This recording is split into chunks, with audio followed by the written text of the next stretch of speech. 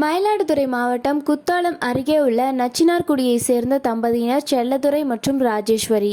கொத்தனார் வேலை பார்த்து வரும் செல்லதுரைக்கு ரமேஷ் மற்றும் தீபக் என்ற 2 மகன்கள் உள்ளனர். இதில் இளைய மகன் தீபக் அதே ஊரில் உள்ள அரசு பள்ளியில் 6ஆம் வகுப்பு படித்து வருகிறார். கொரோனா ஊரடங்கு காரணமாக பள்ளிகள் திறக்கப்படாததால் மாணவர்கள் வீட்டில் இருந்தபடியே இணையவழி கல்வியை பயின்று வருகின்றனர். செல்லதுரையின் இளைய மகன் தீபக் இன்று காலை அவரது வீட்டின் அருகே உள்ள திரௌபதி அம்மன் கோவில் பின்புறம் உள்ள வாய்க்காலில் நண்பர்களுடன் விளையாட சென்றுள்ளார்.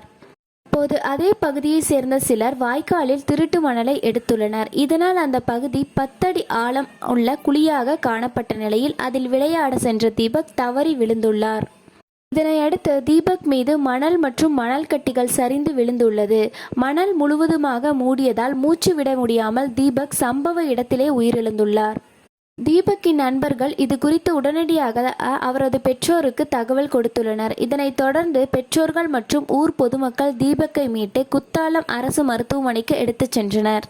தீபக்கை பரிசோதனை செய்த மருத்துவர்கள் அவர் உயிரிழந்து விட்டதாக உறுதிப்படுத்தினர். பின்பு சம்பவ இடத்திற்கு வந்த பாளையூர் காவல்துறையினர் சிறுவன் மணல் குடியில் விழுந்து இறந்தது தொடர்பாக விசாரணை மேற்கொண்டு வருகின்றனர்.